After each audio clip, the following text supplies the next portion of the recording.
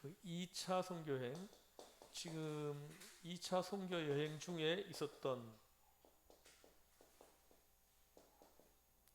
지금 사도 바울이 2차 선교 여행 중입니다. 다시 한번 이렇게 한번 보겠습니다. 이제 안디옥 교회에서 수리아 안디옥입니다. 수리아 안디옥에서 출발합니다. 출발할 때 바나바하고 마가는 이쪽에 구브로 섬으로 가고, 바울과 실라는 이쪽으로 가죠. 갈라디아 지방으로. 여기 그 루스드라, 이고니온, 여긴 버가죠. 버가, 루스드라, 이고니온, 비시디아 안디옥. 비시디아 안디옥에서 이쪽으로 와. 여기 들어와.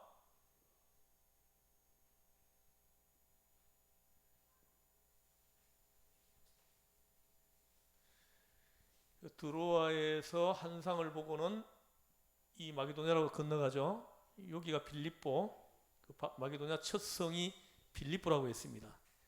빌립보에서 있었던 이야기가 16장에 기록되어 있습니다. 한 장 전체가 빌립보에서 있었던 이야기. 그 다음에 여기서 가가지고 여기가 데살로니가, 데살로니가에서 있었던 거고 17장이겠죠. 아덴까지, 여기가 아덴.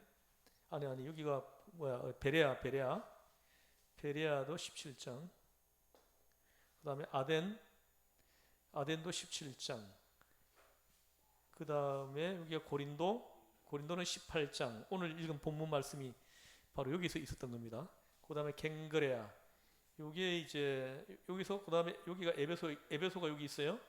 여기서 이렇게 육로를 통해 다시 돌아와서 여기 에베소를 거쳐가지고 다시 이쪽으로 와서 가이사랴로 와서 예루살렘으로 왔다가, 여기가 예루살렘인데 예루살렘으로 왔다가 다시 안디옥으로 갑니다. 이게 2차 선교 여행 경로예요. 근데 지금 현재 드로아에서 한상을 보고 빌립보로 가서, 빌립보에서 데살로니가에서 베레아에서 아덴에서 고린도로 지금 왔습니다. 여기 지나가면서 있었던 일들은 그동안 쭉 계속 설명했죠.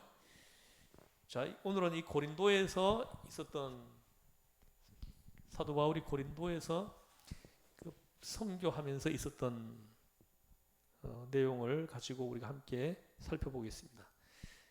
1절에 보면 그 후에 바울이 아덴을 떠나 고린도에 이르러, 이렇게 얘기를 합니다. 바로 이겁니다. 여기서 아덴에서 고린도에 왔다는 거죠. 근데 이걸 이제 이 배경서를 계속 이렇게 찾아서 연구를 해보면, 아덴에서 사도 바울은 선교 실패를 합니다. 사도 바울이 거의 유일하게 교회를 못 세운 곳이 아덴이에요. 아덴에서는 교회 세우는데 실패를 했습니다. 그래서 사도 바울이 이 고린도에 왔을 때는 굉장히 뭔가 이 영적 눌림이 굉장히 컸습니다. 저는 이 사역자로서, 목회자로서 사도 바울이 어떤 눌림인지 저는 좀 짐작이 갑니다. 제가 목회를 해보니까 열매가 없을 때 목회자는 굉장히 뭔가 영적인 눌림을 받아요.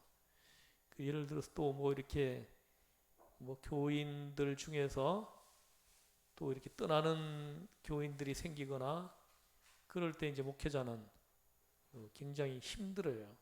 힘든 게 있습니다. 더군다나 이제 예를 들어서 교회를 세우려고 했는데 교회가 못 세워지고 문을 닫았다 그러면 목회자에게는 가장 힘든 때죠. 이럴 때가 가장 힘든 때예요. 사도 바울이 바로 이 아덴에서 이제 그런 경우라고 할 수가 있습니다. 그래서 선교 실패를 했다고, 몇 사람이 영접한 사람들이 있긴 하지만 이제 교회가 세워지는 쪽으로까지 못 갔다는 거죠.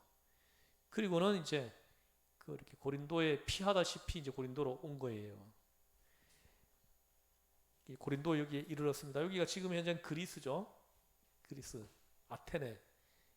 제가 전에 그리스에서 올림픽 할 때 이렇게 TV 등을 통해 가지고 좀 비춰주는 그리스를 좀 본 적이 있는데, 지금도 보니까 많은 유적지가 남아 있어요. 유적지가 남아 있는데 그 신전 있죠. 우상 신전, 뭐 제우스 신전 이런 것들이 지금 어마어마하게 많이 남아 있어요. 지금 현재도. 예. 그래서 이 뭐 아덴, 고린도, 갱그레아가 다 그리스죠. 그래서 그 사도 바울이 여기서 복음을 전할 때 어떤 일들이 있었을지 뭐 누가 얘기를 해주지 않아도 충분히 짐작을 할 수가 있습니다. 근데 이 고린도에서는 사도 바울이 교회를 세워냅니다. 사도 바울이 선교 여행지에서 가장 오래 있었던 곳이 어디인지 혹시 아세요? 가장 오랫동안 머물렀던 선교 여행지가 어디세요? 예? 가장 힌트 드릴게요. 3년. 에베소지. 3년 하니까 나오네. 에베소죠. 여기 에베소에서 3년을 여기서 선교를 했습니다. 그래서 에베소 교회가 세워지는 거예요. 여기서 두란노 서원도 여기 있습니다. 두란노 서원. 맨 처음에 가서는 해당 중심으로 선교를 했는데 한 6개월 정도 지나가다가 보니까 예수를 영접하고 세례받고 믿는 사람들도 생겨나지만은 안 받아들이고 거부하는 사람들도 많이 있었다라는 거죠. 근데 그 중에서는 복음을 전하는 것을 집요하게 방해하는 사람들까지도 있었다라는 거죠. 그래서 사도 바울이 그때 취한 조치가 분리시키는 거예요. 예수를 영접하고 그 믿는 사람들과 불신하고 거부하고 방해하는 사람들을 분리시키는 거죠. 그들 속에 그대로 두면은 이 사람들도 나중에 시험 들고 떠날 수도 있다는 거죠. 목회자는 이런 걸 잘해야 돼. 그런 사람들에게서 성도들을 보호해 줘야 됩니다. 구별시켜내야 된다는 거죠. 그래서 이 교회 공동체 안에 그런 무리들이 있으면은 목회자는 단호한 조치가 좀 필요해요. 그래서 이렇게 보면은 또 사람들이 그래 교회가 어떻게 이제 뭐 교회 나온 사람을 쫓아낼 수 있느냐 이렇게 하는데 목회자가 좀 단호하게 조치를 취해야 할 경우가 생겨납니다. 그래서 다행히도 감사하게 하나님께서는 저에게 그런 조치를 제가 직접 취하게까지는 안 했어요. 아직까지는. 그게 이제 뭐 교회에서 뭐 7일을 한다 그러죠. 7일을 해서 그 사람이 공동체 그 문 안에 들어오지 못하게 하는 거예요. 들어오면은 다른 성도들이 그 사람한테 자꾸 물이 드는 거예요. 그래서 이 사람들까지도 이렇게 양들이었는데 이리로 바뀌어져 갈 수 있다라는 거죠. 그래서 목회자들은 그 이리들에게서 양들을 구별시켜 줘야 될 그런 책임이 있는 거예요.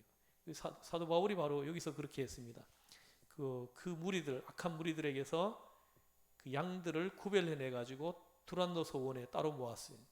그 임대료를 지급하고 두란노 소원에서 저들을 따로 양육했다라는 거죠. 제자 훈련을 시켰다는 거죠. 그들에 의해 가지고 세워진 교회가 바로 에베소 교회입니다. 그 계시록에 나오는 7교회 중에 하나이기도 해요. 이 에베소 교회가 보면 책망도 받아요. 계시록에 보면은 첫사랑을 버렸다고. 정말 처음 사도 바울을 통해서 복음을 전해 들었을 때 예수를 영접하고 신앙을 고백했을 때 굉장히 뜨거웠습니다. 근데 세월이 흘러가면서 수십 년 지나가면서 저들의 어떤 신앙과 믿음이 열정이 식어졌다는 거죠. 첫사랑이 식어졌다는 거죠. 이게 이 하나님과 이 사랑이 우리 그 남녀 간의 연인 간의 그 사랑과 이렇게 비슷해요. 비슷합니다. 남녀 간의 사랑에도 그렇죠. 탁 이렇게 느낌이 오는 사람 있죠. 그런 사람을 만나면은 뭔가 이렇게 신비로운 감정이 생기죠. 그런 감정이 한 번도 안 생겼었어요. 저 뭐 이렇게 그 뭐 첫사랑 할 때 그런 감정이 많이 생기죠. 그래서 이제 그런 감정이 생기면은 뭐 그때부터 불이 붙는 거죠.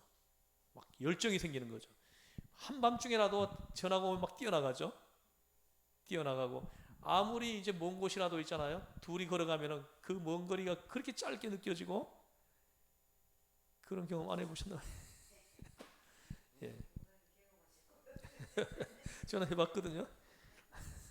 제 아내가 앞에 앉아 있어가지고 내가 뭐 전에 말을 한번 한 거니까 그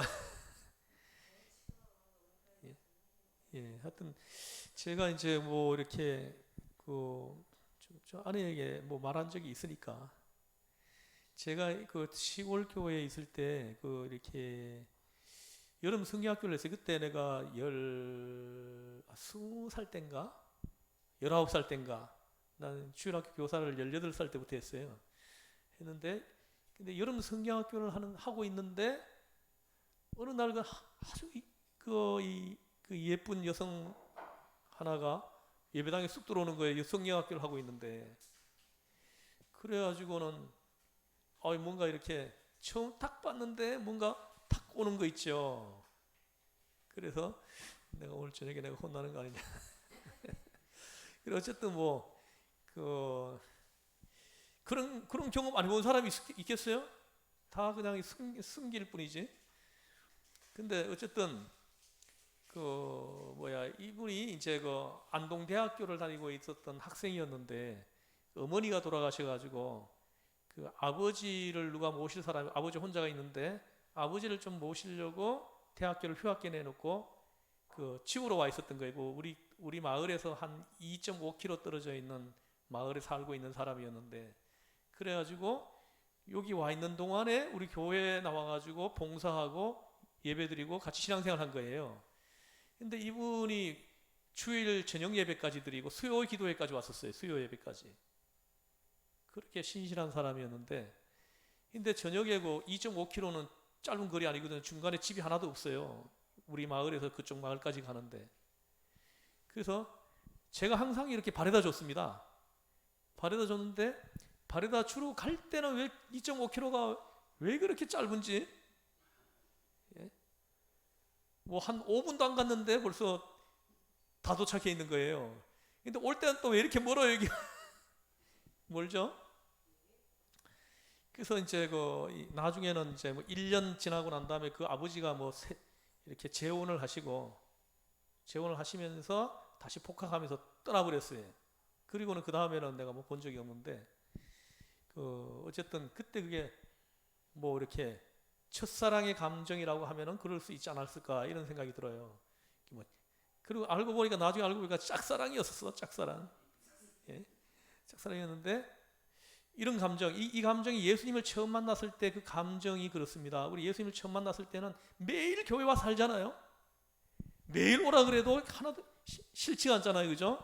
와가지고 교회에서 하루 종일 그냥 지내도 너무 좋은 거죠. 근데 이게 세월이 지나가면서 이 사랑이 식는 거예요. 식으니까 수요 기도에 어느 날부터 안 나오기 시작하고 어느 날부터 주일 오후 예배에 빠지기 시작하고 그 교회 하루 종일 있는 게 뭔가 시간이 좀 낭비하는 것 같고 그게 뭐냐 바로 사랑이 식었다는 걸 증명하는 거거든요. 에베소 교회가 그런 교회였다는 거죠. 에베소 교회가 처음 예수님을 만났을 때 그 첫사랑을 고백했을 때는 뜨거웠어요. 매일 교회 와 살았습니다. 매일 나가서 복음을 전했어요. 근데도 힘이 하나도 안 들고 너무 즐겁고 감사하고 찬송하고 그랬던 교회거든. 근데 세월이 지나가면서 이 사랑이 식은 거예요. 그러니까 모이기를 싫어하고 미적지근해지는 거죠. 그래서 이제 예수님이 에베소 교회에 나타나 가지고 첫사랑을 회복하라고 그래 책망하는 장면이 그 계시록에 보면 그 2장 첫 부분에 그 기록이 되어 있습니다. 첫사랑을 회복하라고 그렇게 말을 합니다. 그래서 이 교회가 사도 바울에 의해서 세워졌다는 거죠. 3년 동안 걸렸어요. 이 교회를 세우는데. 그래서 비교적 아주 견고한 교회입니다. 제자 훈련을 충분히 받은 사람들에 의해 가지고 세워진 교회예요. 그 다른 교회들보다도 굉장히 견고하고 든든한 그런 교회였죠. 우리 교회가 이런 시간이 필요합니다. 이 교회가 이렇게 제자 훈련을 충분히 받은 사람들 있죠. 이런 사람들이 베이스에 깔려 있어야 돼요. 그런 사람들이 바탕에 이렇게 깔려 있을 때 그 교회가 힘이 있죠. 능력이 있습니다. 그런 사람들. 근데 그런 사람들이 교회에 뭐 한 30명, 40명만 딱 깔려 있으면은 그 교회는 굉장히 큰 파워가 있겠죠. 그렇지 않겠습니까? 근데 신앙생활을 뭐 10년 해도 20년을 해도 제자 훈련을 한 번도 안 받았어. 성경 공부를 한번 해보지도 않았어. 그냥 주일날 와서 예배 드리고 가는 것밖에 없어요. 그냥 종교 생활을 한 거죠. 근데 이런 사람들이 많으면은 교회는 힘이 없습니다. 뭘 하자 그래도 잘 협력이 안 돼요. 그러나 훈련받은 사람들이 바탕에 있으면은 뭘 하자 그러면 전부 다 그냥 똘똘 뭉쳐서 그 일을 성취해내 버리죠. 이런 교회. 저는 우리 교회가 이런 교회 되게 하소서.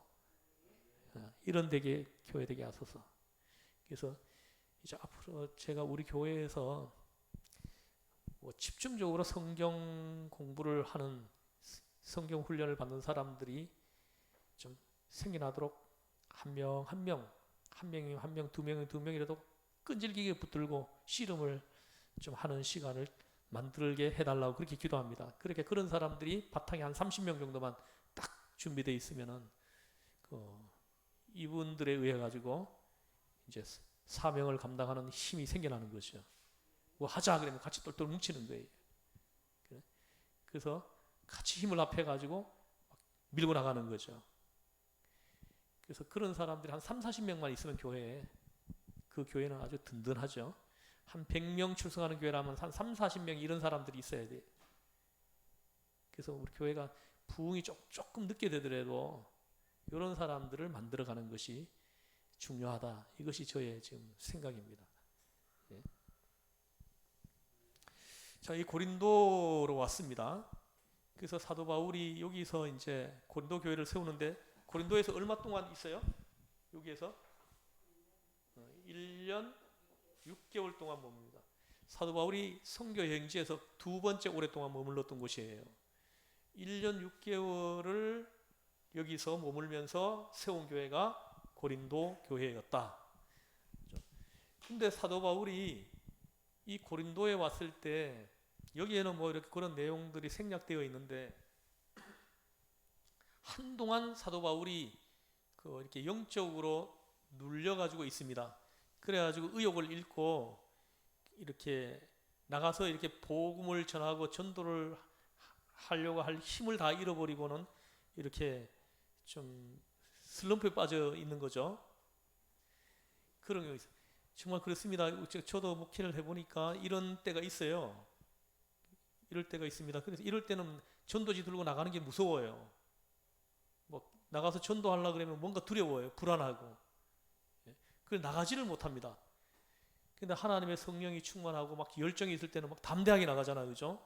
담대하게 나가서 복음을 전하는데 이럴 때는 나가려고 하면 두렵습니다. 무서워요. 지난주 화요일 날 전도하러 나갔잖아요. 여기 극동 아파트 거기 가서 했는데 그 오신 그 목사님이 굉장히 담대하잖아요. 그분은 전도 훈련이 아주 잘 돼 있는 분이에요. 담대해. 나는 아파트 안에 들어가서 이렇게 그 전도지를 이렇게 주고 오는 거는 나 생각도 못 해봤어요. 나 한 번도 해본 적이 없습니다. 안에 들어가서 한 거는. 안에 밑에 그 우편함에 이렇게 꼽아놓고 오긴 했어도 직접 이렇게 가가호호 이렇게 다니면서 이렇게 전도 해보지는 않았거든요. 근데 그 목사님은 이거 그 아파트 한 동을 딱 맡아가지고는 딱 하는 거예요. 최고 꼭대기층부터 이렇게 훑어가지고 이렇게 내려온다는 거죠. 그래야 나보고 하라는 거야. 그래가지고 근데 아이고 들어가려고 하니까 두려워. 사람이 딱 나오려고 그러면 아이고 다시 돌아서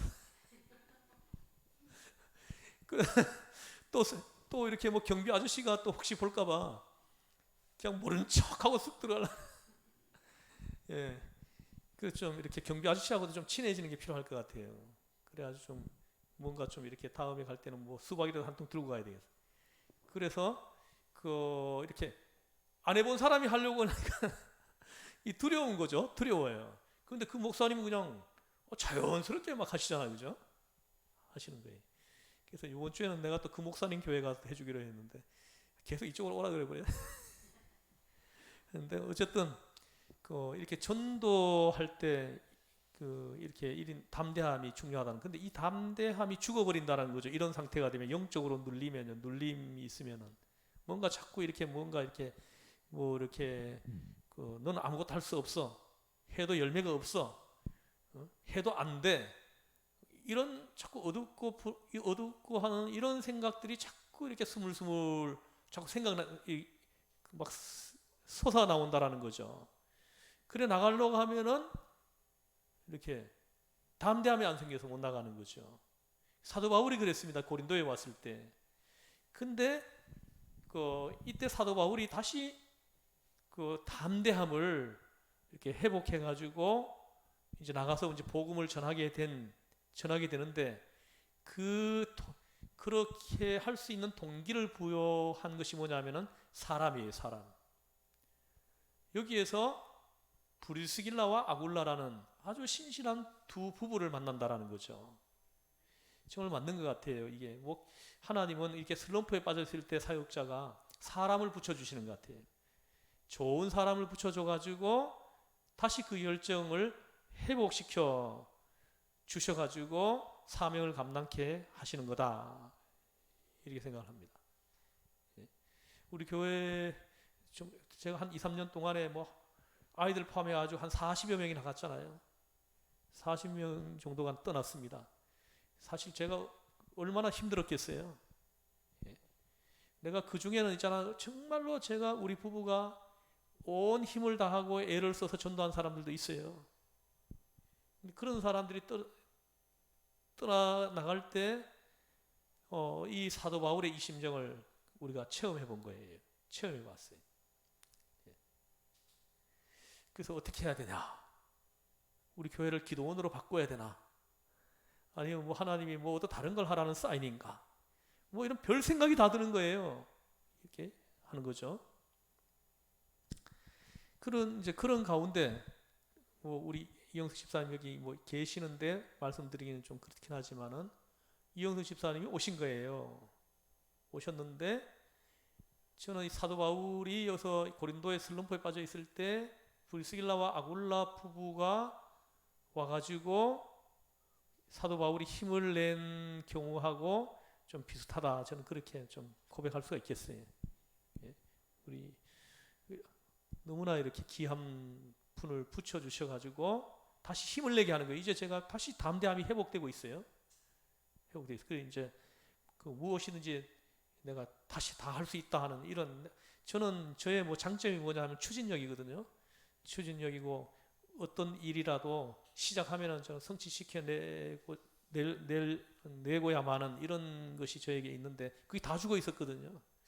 그래서 다시 이제 이게 막 살아나고 있어요. 그래서 하나님의 성령이 이렇게 역사를 하시는 것 같아요. 역사를 하셔서 우리 교회를 다시 새로 이제 이렇게 베이스를 새로 깔아 주려고 하실 수도 있다. 저는 그렇게 해석을 합니다. 그래서 이제는 베이스를 새로 깔 때는 잘 깔아야 된다. 제가 저에게 맨 처음에 왔을 때는 제가 뭐 이런 어떤 이런 마인드를 가지고 목회를 못했어요. 맨 처음에 왔을 때는 어떻게 해서든지 교회가 살아나게 해야 된다. 사람들이 모이게 해야 된다.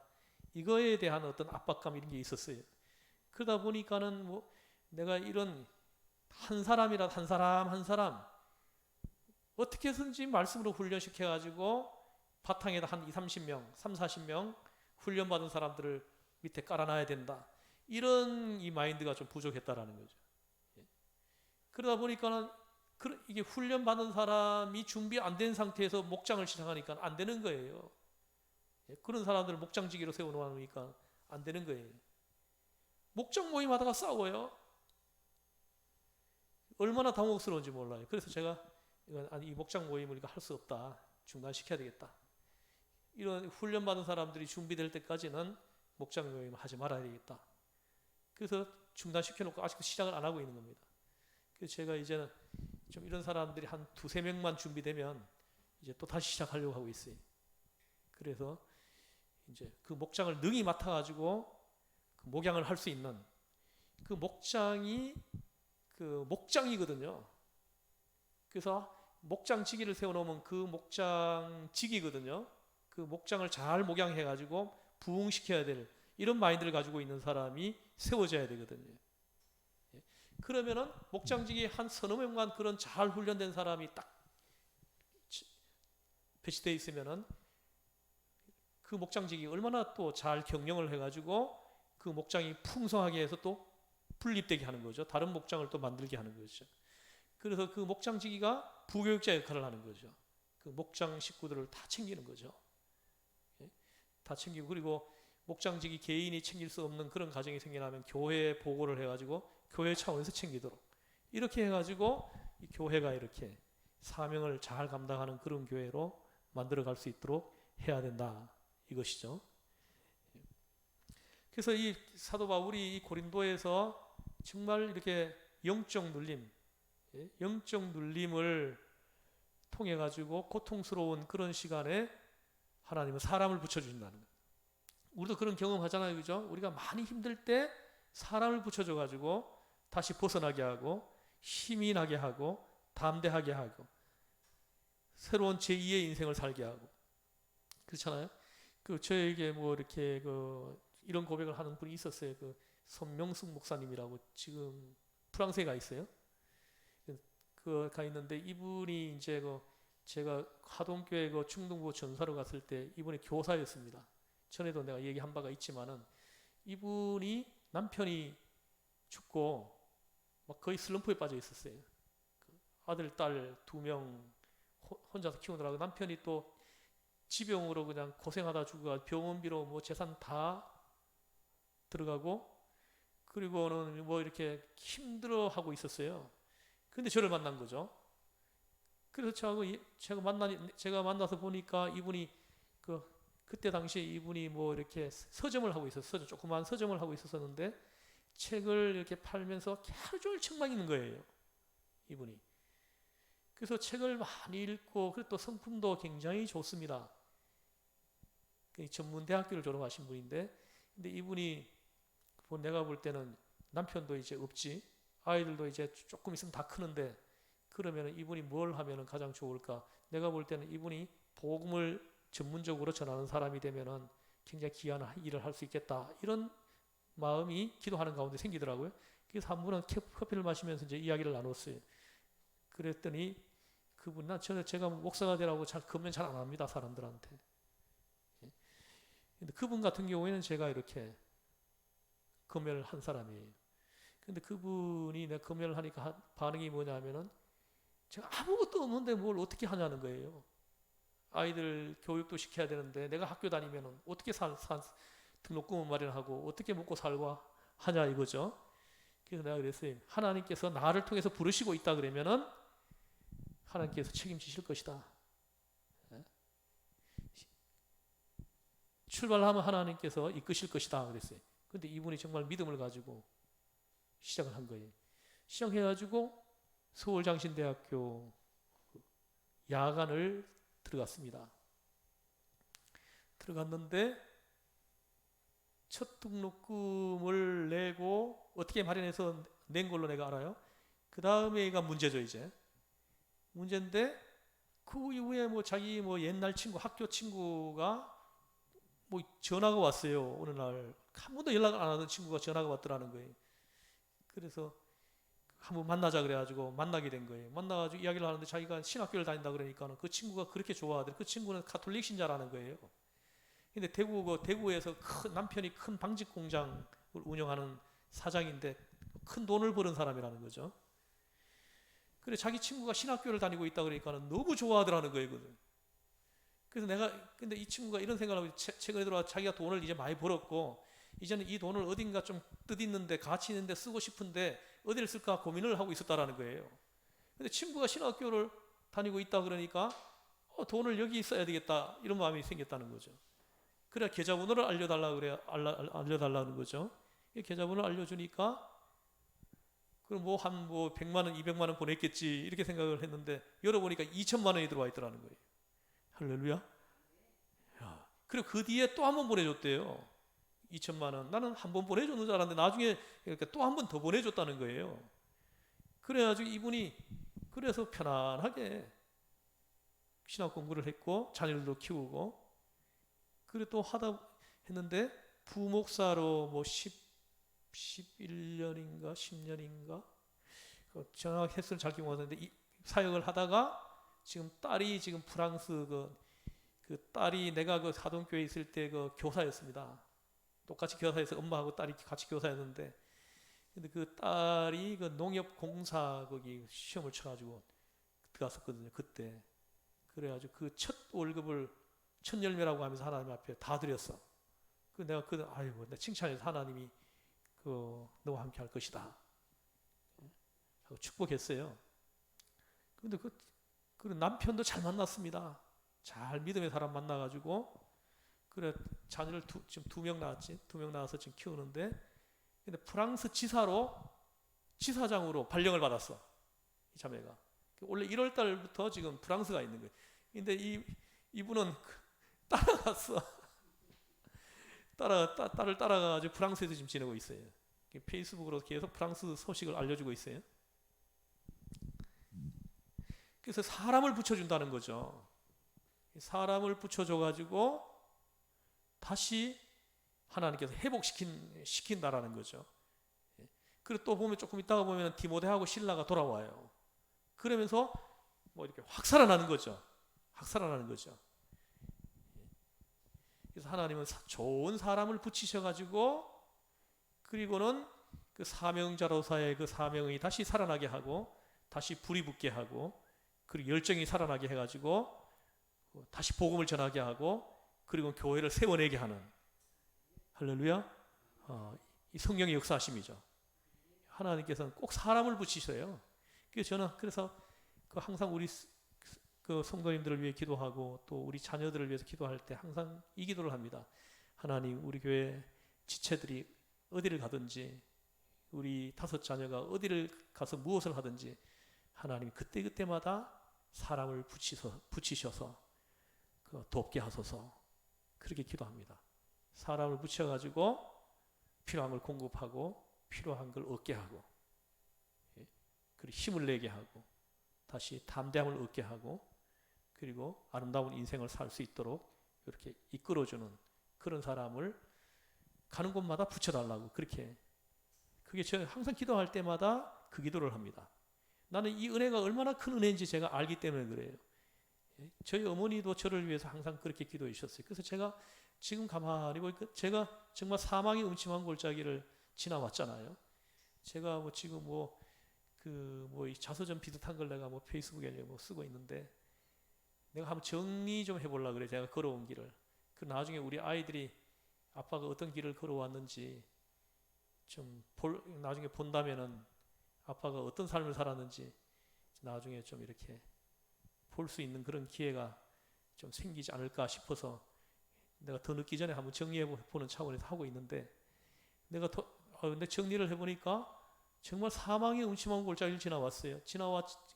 사망의 음침한 골짜기를 지나왔습니다. 그 옷가방을 메고 그 술집은 다 찾아다니면서 옷을 팔았잖아요. 얼마나 위험한 곳이에요. 탄강에서 또 원양어선에서 전부 다 인생 막장에 있는 사람들이 모이는 곳입니다. 그런 곳을 지나왔는데도 놀랍게도 가는 곳마다 사람을 붙였어요. 내가 얘기했지만은 태백에 갔을 때도 내가 예배 드리러 갔는데 그 교회에서 좋은 사람을 만나게 해가지고 그 사람들을 통해서 필요한 걸 다 공급받게 하는 거예요. 심지어 냉장고까지 갖다 주시더라고. 냉장고까지. 이불을 갖다 주시고 또 반찬 그릇 김치 같은 거 이런 거 반찬 있잖아요. 한 달에 한 번씩 만들어다 주시고. 할렐루야. 가는 곳마다 또 내가 원양어선을 탔을 때도 마찬가지예요. 그렇게 좋은 사람이 2사람을 만나게 했어요. 그 2사람하고 아주 좋은 교제를 했습니다. 그 안에서. 근데 배에서 내리고 난 다음에 한동안 이렇게 교제가 됐는데 어느 순간부터 삶에 쫓기다 보니까 연락이 끊겼는데 지금 어떻게 연락할 방법이 없어요. 전화번호가 다 바뀌어서 나중에 지금 만나고 보고 싶은 사람 한 사람 이름은 홍경철이고 한 사람은 박동수지. 한 사람은 나보다 1살 어리고 한 분은 나보다 7살인가 많은 사람이에요. 근데 내가 내 인생을 살면서 만나본 사람들 중에 지금 다시 한번 만나보고 싶은 사람들이 좀 꽤 있어요. 그 사람들 중에 한 사람. 가는 곳마다 희한하게 좋은 사람을 붙이시더라고요. 그래서 내가 어렵지 않았습니다. 어디 가서도 어렵지 않았습니다. 어디 가서도 내가 뭐 한번 내가 이렇게 누구한테 이렇게 큰 괴롭힘을 당해본 적이 없습니다. 자기 백성을 그렇게 보호하시는 거예요. 사람을 붙이신다는, 사람을 붙여주시는 것이 얼마나 큰 복인지 알아야 돼요. 은혜인지. 욥기서도 보세요. 욥기 42장에도 보면은 욥이 이제 그 병에서 치료받았을 때 보세요. 많은 사람들이 찾아왔다고 합니다. 뭐 친척들, 지인들, 뭐 수많은 사람들이 찾아왔다는 거죠. 찾아왔는데 빈손으로 안 와요. 찾아온 사람들이 전부 다 금고리 하나씩 하고 캐시트 하나씩을 들고 와가지고 주고 갔다라는 거죠. 그 욥은 그들이 주고 간 걸 가지고 낙타도 사고 양도 사고 뭐 했겠죠, 그죠? 그러니까 하나님 그 위에 복을 주시니까 교배만 하면 임신을 하고, 임신을 하면 낙태가 안 되고, 그리고 또 출산을 하면은 하나도 병이 안 걸리고 잘 크고, 그러다 보니까 막 기하급수적으로 불어나서 얼마 안 가가지고 처음에 가지고 있던 재산보다 갑절이나 되었다는 거죠. 큰 항상 사람을 붙여주신다는 거예요. 사람을, 좋은 사람을 붙여준다는 거죠. 이게 얼마나 큰 은혜인지 몰라요. 어떤 사람 보세요. 가는 곳마다 이상한 사람들이 붙어요. 그래가지고 인생이 이상해져 버립니다. 내가 아는 사람 한 사람이 도박하는 사람이 있었어요. 이 사람이 도박을 안 하려고 이사를 갔어. 다른 곳으로 이사 갔습니다. 끊으려고. 이사를 갔는데 거기 이사 간 그곳에 또 도박하는 사람이 와서 붙어요. 희한하죠, 그게요. 희한합니다. 희한하게 알아차려요. 이 사도 바울이 고린도에 갔을 때 브리스길라, 아굴라 이 좋은 부부가 찾아왔다라는 거죠. 이 부부가 찾아온 배경을 보세요. 여기 보면은 그 2절 같이 읽어보겠습니다. 시작. 아굴라라 하는 본도에서 난 유대인 한 사람을 만나니 클라우디오가 모든 유대인을 명하여 떠나라 한 고로 그가 그 아내 브리스길라와 함께 이달리아로부터 선지라. 바울의 그들에게 감해 보세요. 이 부부가 어디에 살고 있었습니까? 이달리아입니다. 이달리아. 이달리아는 이탈리아죠. 로마입니다. 로마. 여기에서 살고 있었던 사람이라는 거죠. 여기서 이 장막 사업을 해가지고 돈을 많이 벌었습니다. 이거는 굉장히 자본이 많이 필요한 사업이에요, 이게요. 당시에. 그래서 이 자색 옷감 장수 루디아 있죠, 그죠? 이 사람도 큰 부자입니다. 이거는 자본이 없으면 할 수 없는 장사예요. 이것도 마찬가지입니다. 이게 장막 짓는 거, 이것도 요즘 건축업자도 자본이 없으면 못해요. 못합니다. 그래서 이 집 하나 지으려고 그러면은 돈이 많이 필요합니다. 이 당시에 이 장막도 마찬가지예요. 장막 재료가 비쌌습니다. 그래서 이 장막을 지어서 팔려면은 기본적으로 자본이 있어야 되는 거예요. 자본이 없으면 할 수 없는 사업입니다.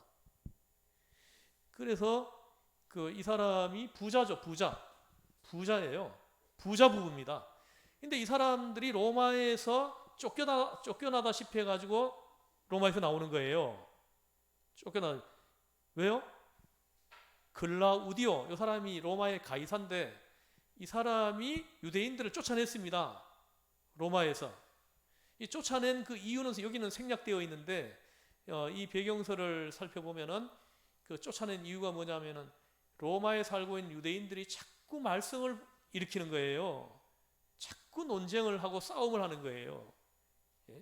그래가지고 뭐 이단 논쟁 또 이렇게 해가지고 자꾸 시끄러운 거죠. 도시가 막 시끄러운 거죠. 그래서 이제 이 가이사가 최종적으로 생각한 것이 뭐냐면 저들을 쫓아내자 했어요. 그래서 저 유대인들을 몽땅 다 쫓아내자는 거죠. 그래서 이 글라우디오 이 황제가 로마에 살고 있는 유대인들을 다 쫓아냈습니다. 색출해가지고. 사실은 지금 미국의 불법 체류자들이 굉장히 많죠, 그죠? 근데 그들을 잡아내서 쫓아내려고 그러면은 한 달 안에 다 쫓아낼 수 있습니다. 근데 묵인해 주는 거예요, 묵인. 근데 지금 보니까 미국에도 보니까 불법 체류자들도 세금을 내면 혜택은 똑같이 받게 해주고 있더라고 보니까요. 똑같이 받고 나중에 연금도 똑같이 받아요. 그리고 실업급여도 다 똑같이 지급을 해준다 그러더라고. 불법 체류 중에 또 세금을 내면은 일하면서 그렇게 얘기를 해요. 그래서 우리나라도 마찬가지예요. 지금 불법 체류자가 굉장히 많습니다. 한 100만 명 될 수도 있어요. 불법 체류자가. 근데 정부에서 마음 먹고 쫓아내려고 그러면 순식간에 다 잡아낼 수 있습니다. 근데 묵인해 두는 거예요. 저들이 빠져나가면은 순식간에 조그만 공장들은 다 문 닫아야 됩니다. 지금 보세요. 요 주변에도 식당들은 전부 다 그 외국 사람들이에요. 뭐 조선족이 제일 많지만은 불법 체류자들이 굉장히 많이 있다라는 거죠. 그런데 이제 그때 이 황제가 마음 먹고 쫓아내려고 했으니까는 한 사람도 숨어 있을 수가 없는 거예요. 그래도 좀 극소수는 숨어 있겠죠. 그래 다 쫓아내는 거예요. 사업을 하는 사람들이기 때문에 감출 수가 없는 거죠. 다 쫓아낸 거죠. 그래서 그 쫓아낼 때 이 부부가 쫓겨나 가지고 나온 거죠. 로마에서. 여기서요. 여기가 로마예요. 여기서 쫓겨나왔어요. 두 부부가 쫓겨나가지고 이쪽으로 와가지고 이쪽으로 온 거예요. 굉장히 먼 거리입니다. 여기가. 여기 왔는데 고린도로 들어왔다는 거죠. 저는 이 본문을 묵상하면서 하나님의 영이 이 부부의 서세 이들이 쫓겨난 것은 이거는 뭐 하나님께서 하신 건 아니죠. 그 악한 영이 강하게 한 거죠. 근데 하나님은 그걸 오히려 선으로 바꾸셔가지고 이 부부의 발걸음을 이끌으셔가지고 여기까지 와가지고 바울을 만나게 하셨다라는 거죠. 바울에게 붙인 거예요. 할렐루야.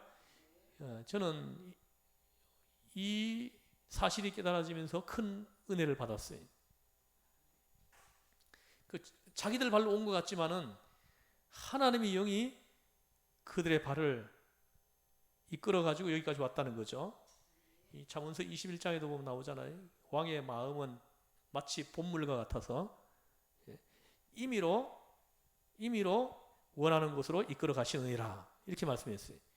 농부가 이 포를 막아가지고 포 안에 갇히는 물을 봇물이라고 하는데 그 물을 자기들이 원하는 곳으로 끌고 가잖아요, 그죠?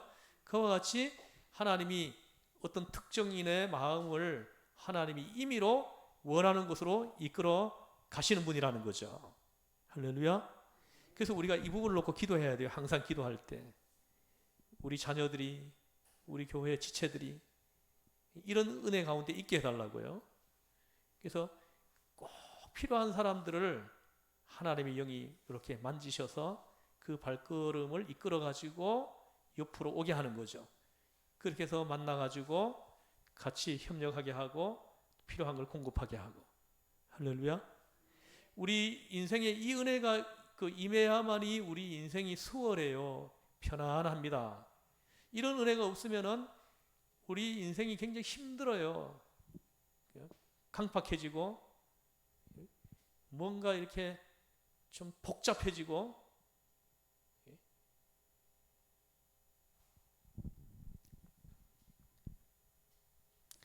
하나님이 함께 하시는 거 임마누엘, 이 임마누엘의 이 은혜가 얼마나 큰지 우리는 알아야 됩니다. 이 임마누엘의 은혜를 우리가 사모해야 돼요. 이 임마누엘의 은혜를 우리가 입어야 됩니다. 그럴 때 우리 인생이 편안하고 또 수고한 대로 열매를 먹게 되고 또 좋은 사람을 가는 곳마다 만나게 되고 이런 은혜가 함께 하는 거죠. 예. 임마누엘. 그럼 임마누엘의 은혜가 언제 임하느냐? 성경에는 그 원리를 얘기해요. 마태복음 28장에 보면은 16절 이하에 보면은 모든 민족을 제자로 삼고 아버지와 아들과 성령의 이름으로 세례를 베풀고 내가 너희에게 분부한 모든 것을 가르쳐 지키게 하라. 볼지어다 내가 세상 끝날까지 너희와 항상 함께 있으리라. 아멘. 임마누엘이에요. 보세요.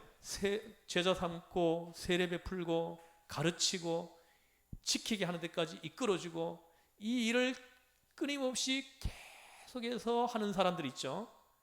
이 일을 멈추지 않고 계속해서 하는 사람들, 이런 사람들과 세상 끝날까지 함께 해 주실 것이다. 이렇게 말씀하시는 거예요. 그래서 우리가 있잖아요. 그런 사람들을, 그런 은혜를 우리가 만들려고 하면 못 만들어요. 근데 그 은혜가 나한테 임하게 하는 지혜는 우리한테 있는 거예요. 이거 하면 돼요. 제자 삼고, 세례 베풀고, 그리고 끊임없이 성경을 가르치고, 그리고 지키는 데까지 끈덕지게 이끌어주는 거죠. 이 일을 계속 하기만 하면 되는 거예요. 이 일을 계속 하기만 하면은 세상 끝날까지 내가 너희와 항상 함께 있으리라. 임마누엘. 이 은혜가 이런 일을 하는 사람들에게 이 은혜가 임한다라는 거죠. 여러분, 이걸 딱 잡으세요. 그래서 이 일을 우리가 계속하면 임마누엘의 이 은혜가 우리 함께한. 임마누엘이 은혜가 함께하면요, 이 놀라운 은혜가 우리 일상생활에서 막 기적이 엄청나게 일어나는 거죠. 가는 곳마다 좋은 사람이 옆에 와요. 예? 수고하면 수고한 대로 열매가 주렁주렁 열리고. 예? 이걸 어떻게 설명할 수 있겠습니까? 이거 체험해야죠. 체험해야 되는 거예요. 예?